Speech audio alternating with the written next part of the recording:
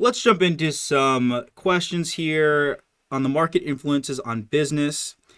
In the long run, a firm may experience increasing returns due to what? Due to which of these? Well, first, let's think, what are returns? Let's think of our rate of return, right? So what is our rate of return?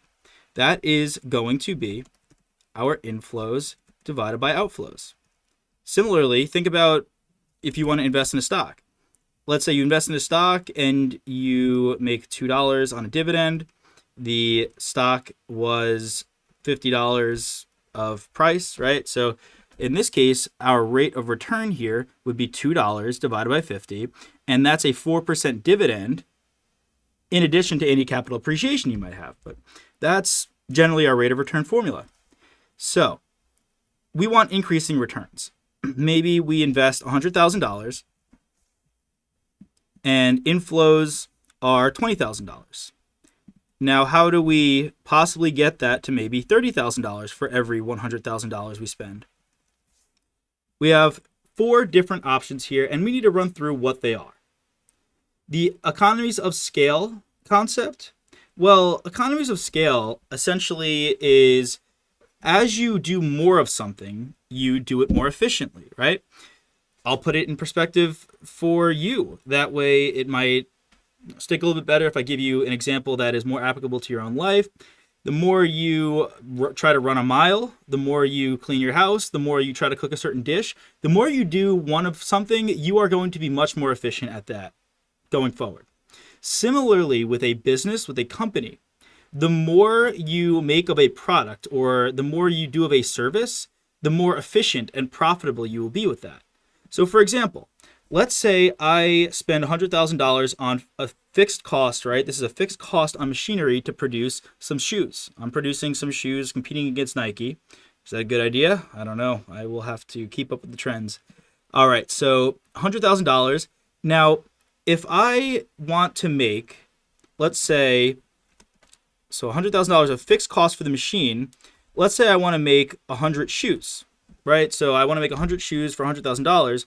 So $100,000 divided by 100, that gets us $1,000 per shoe. Okay, but what if I want to make 500 shoes, right? So I'm increasing my scale. I'm increasing how many shoes I'm making.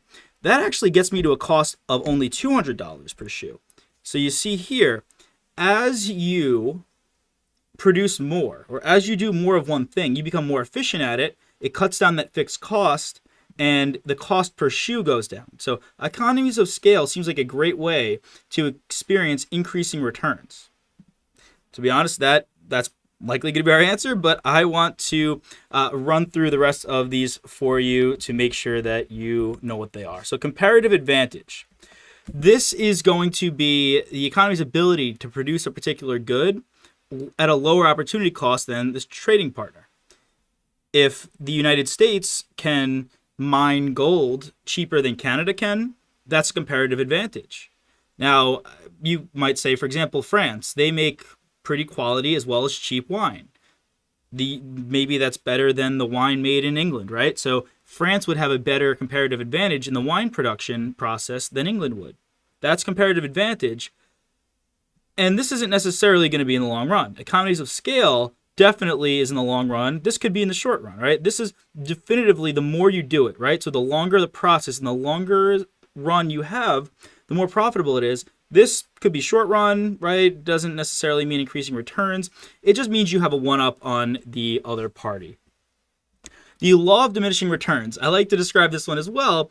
Think of yourself sitting down for a nice slice of pizza, and all of a sudden you take your first bite.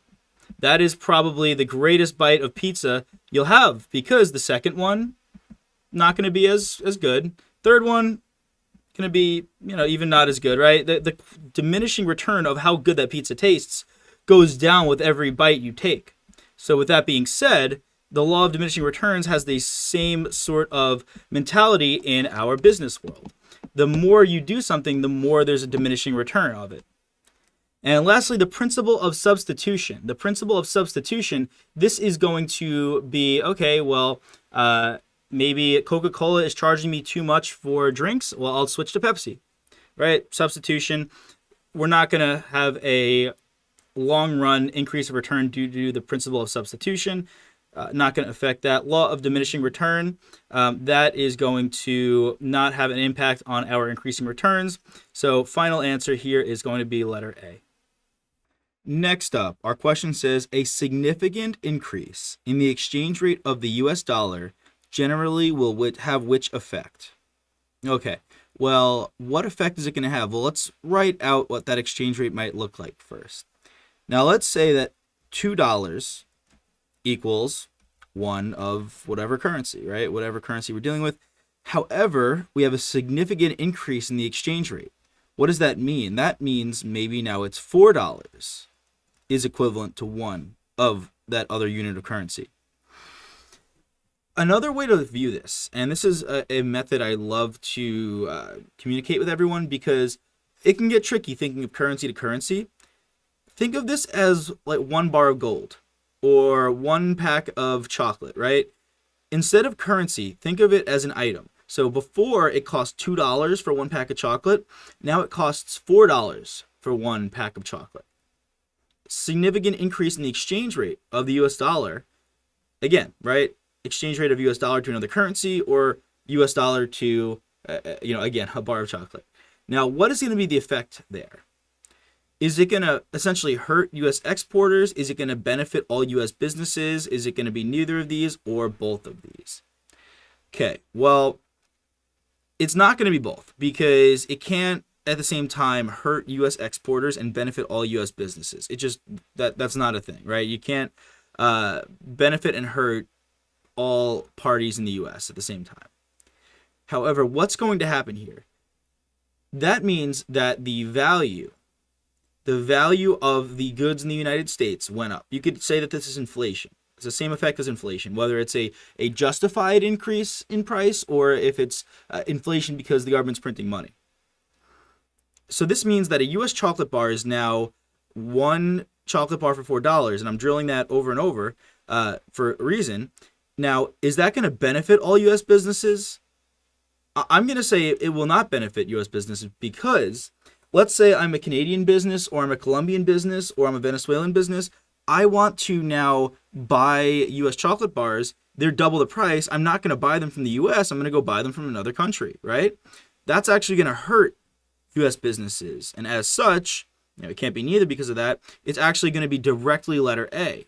It's going to hurt US exporters because exporters sell directly to other countries. They don't deal with internal, right? If it's a US company selling to a US company, that's fine. It's probably going to have minimal effect if there's inflation all around. However, when you bring another country into the fold, it's going to hurt US exporters because these other countries aren't going to want to deal with the US's inflated prices. They're going to go to another country and trade with them instead. The final answer, letter A. During which of the following periods will prices generally increase the fastest? All right, well, first I want to eliminate the answers in which prices would not increase at all, okay? And those would be deflation and recessions. Now, deflation is the opposite of inflation. Inflation sees prices rising over time. Deflation sees prices declining over time. And we'll talk about that. We've seen that more in lectures, right? Talking about inflation, deflation. Deflation is a result of less money supply, of bond tapering. Inflation is money printing. It's prices getting too high.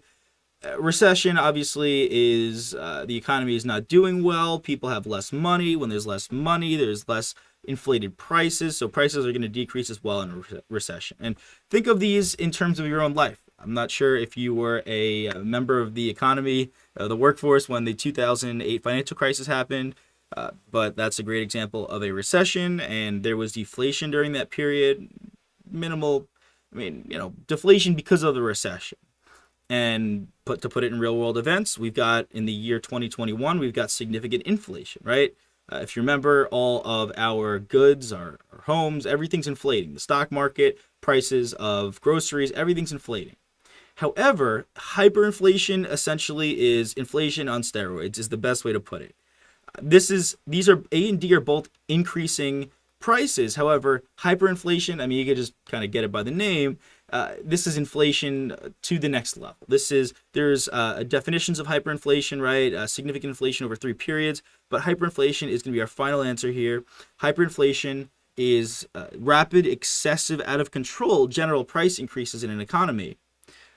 So hyperinflation typically measures more than 50% increases per month. That's astronomical, right? Think if your groceries cost 50% more each month and that was constantly increasing over time.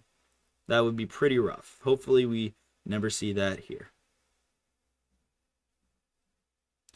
Last question. Global companies that deal with the political and financial risks of conducting business in a particular foreign location face which of the following types of risk? For these, we've essentially got 4 definitions, and we need to understand what those risks and their definitions are. Okay, interest rate risk. Well, this is the risk that interest rates may be unfavorable to you, and it could hurt your bottom line, right? It could hurt your business operations because it's too expensive to borrow money. It doesn't really seem to be indicative of anything that we see in our question. I'm going to write it off. Commodity price risk. Well, commodity price risk, let's think about what that could mean. What's a commodity? Commodity could be soybeans, wheat, corn. The risk that the prices of commodities are going to be unfavorable to you. Again, does that sound like something that we're describing here? It says political and financial risks of conducting business in a particular foreign location. No, right? This would be the risk of general increases or fluctuations in prices with certain commodities. Next up, principal risk. This is the risk of losing the full value in a transaction because of the default or insolvency of the other party. So this means you're losing your principal, right? If you've got an investment, you get your principal, and then you've got your gains, hopefully. Hopefully you've got gains with that investment. So this is essentially saying this is the risk of losing your initial investment, your principal in a transaction. Maybe it could be related here, but let's check on the last possible answer. And the last possible answer here is country risk.